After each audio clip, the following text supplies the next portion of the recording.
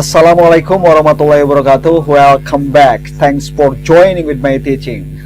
How are you today? Okay, good. I'm very well, thank you.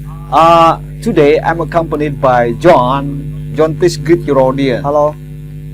So you look so confused. What's wrong, John? Yes, I'm confused. I'm looking for my pen. Oh, your pen? Yes. And do you see it? This is your pen? I mean that, is it your pen? No. No. Alright. But what is your pen like? Black one. I have black one. Oh, the black one? Yes, black one.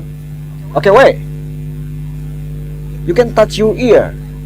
Your pen is behind your ear. Yes, this is my pen. I'm sorry. Thank you very much. Okay, that is your pen. So please be careful to put your pen, so you never forget to put your pen. Alright? Please greet your audience. Hello audience. Jangan lupa gunakan selalu protokol kesehatan untuk terhindar COVID-19 ya. Oke? Betul sekali. Jangan lupa untuk betul. tetap sehat ya. Ya, betul. Dan seperti yang John katakan, gunakan tetap selalu protokol kesehatan untuk terhindar dari COVID-19. By the way, John, ya. Materi kita kali ini adalah tentang personal pronoun hari ini. Betul sekali, ya. Personal pronoun, ya, betul. Kata ganti orang. Sebenarnya tadi di awal sudah ada persepsi ya, ketika John bertanya, gitu kan, kepada saya, do you see it, ketika kehilangan pulpen? Nah, itu artinya adalah, apakah kamu melihatnya? You, itu adalah personal pronoun, artinya adalah kamu, dan diungkapkan kepada orang yang diajak bicara, yaitu saya oleh John, gitu kan, seperti itu. You, gitu kan? Dan diletakkannya bisa di akhir, gitu kan, sebagai objek, posisinya sebagai objek. Do you see it, gitu kan? Tapi ketika John tadi bilang, I'm looking for my friend, gitu kan? I'm looking for my friend. Pada kalimat tersebut ada posisi I, yang berat, ada posisi saya, yaitu I dan my, gitu kan? Cuma berbeda. Itu I dan my sama asli artinya, yaitu saya. Cuma berbeda penggunaannya, fungsinya. Ketika I'm looking for my friend, I di situ fungsinya sebagai subjek, ya, sebagai pelaku, gitu kan? Betul. Dan my itu sebagai adjective. Artinya adalah yang bersifat kepemilikan lah, my. Dan setelah my biasanya diikuti dengan kata benda. My pen, my book, ya. Bisa my darling, bisa sebut itu. Ya John ya, betul ya John? Betul sekali. Iya, dari tadi diam aja John. Coba dong, terangkan. Ya lanjutkanlah. Ya. Kalau oke, baik, saya dulu. Oke, boleh. Ya, lanjutkan aja. Jadi pada dasarnya untuk personal pronoun itu harus disesuaikan dengan penggunaan. Misalnya ada sebagai subjek, ada juga sebagai objek, ada sebagai adjective, dan ada sebagai possessive pronoun, ya. Seperti itu. Kita lihat bagaimana kalau John, kalau kita lihat diagram tentang atau grafik tentang ini, tentang apa personal pronoun ini, biar lebih detail, gitu. Biar pemirsa, biar audiens lebih mengenal tentang apa itu personal pronoun dan contohnya. Setuju sekali. Perlihatkan aja. Iya, baik John. Thank you very much ya, John. Ya. John, ya. Masih ingin menemani saya di sini? Saya minta izin mau pergi. Kemana sih John? Ikut lomba 17 Agustusan. Ya, udahlah ya. Oke. Please menghilang aja. Menghilang. Oke, saya sendirian sekarang.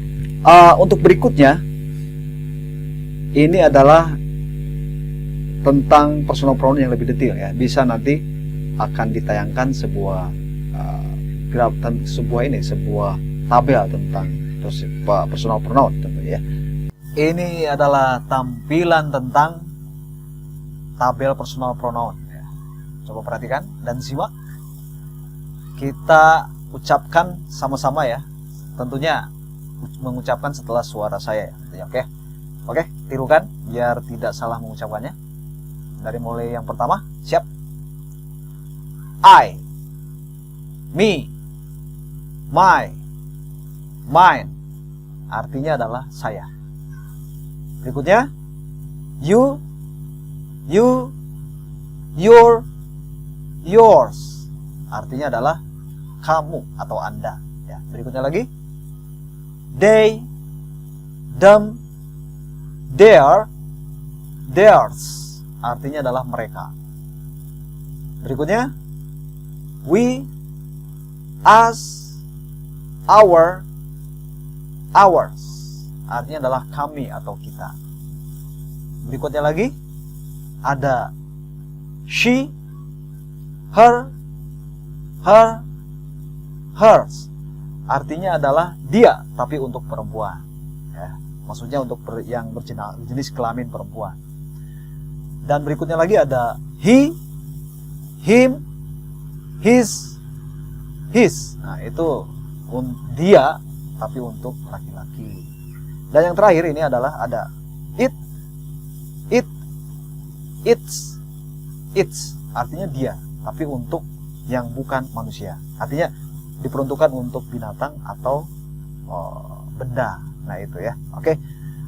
Itu tabel tentang personal pronoun yang perannya sebagai, ada yang sebagai subjek, gitu kan? Ada sebagai objek, dan ada sebagai adjektif, ada juga sebagai possessive.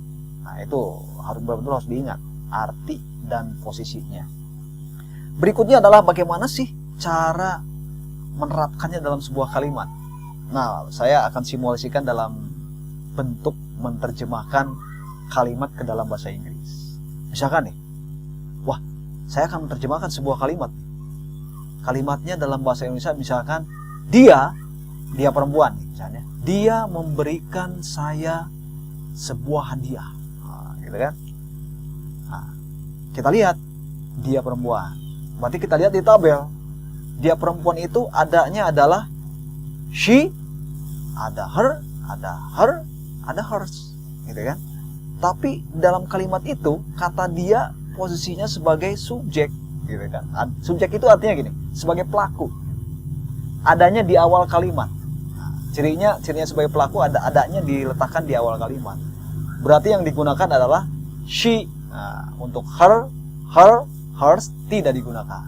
Nah, seperti itu kan? Jadi yang dipilih adalah she. Nah, kita dapatkan nih she, gitu kan? Dan memberikan itu adalah gives, gitu kan? Nah, lalu memberikan saya, berarti saya itu adalah ada I. Ya, dia di tabel ada I, ada me, ada my, ada mine. Ayo, mana yang dipilih? Pasti memilihnya adalah me, dan yang lain tidak dipilih. Kenapa? Karena posisi sayanya sebagai objek. Objek itu cirinya ada di akhir kalimat. Pernah kan belajar di bahasa Indonesia subjek, predikat, objek, gitu kan? Seperti itu. Jadi objek itu adalah setelah predikat. Gitu. Objek itu bisa diartikan yang dikasihi, yang dikenai, gitu kan, seperti itu. Yang merupakan orang yang jadi diajak bicara, ya, seperti itu.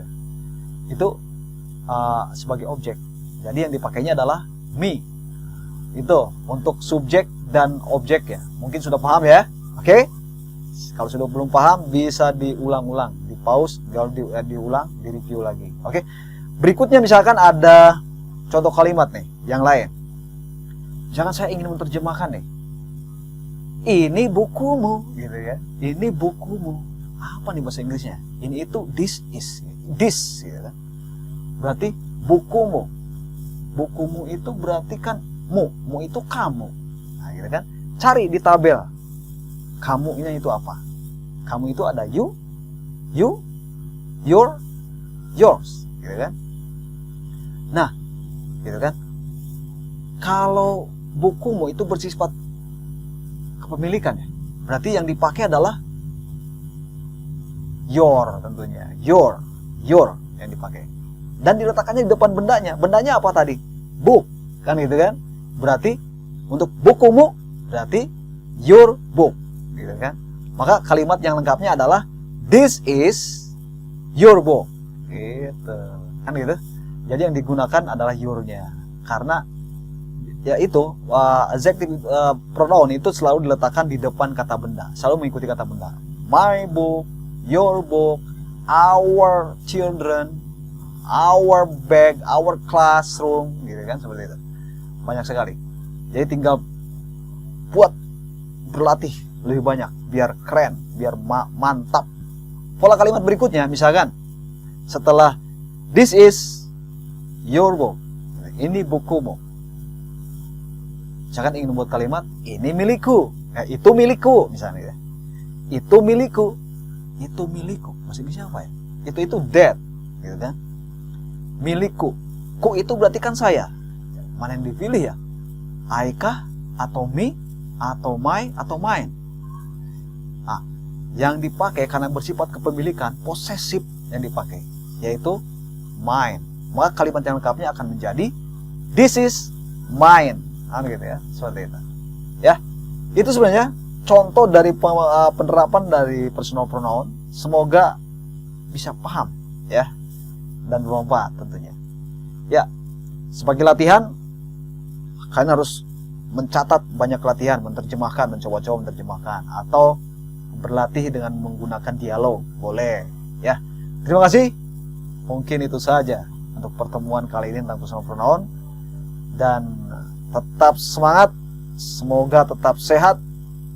Wassalamualaikum warahmatullahi wabarakatuh.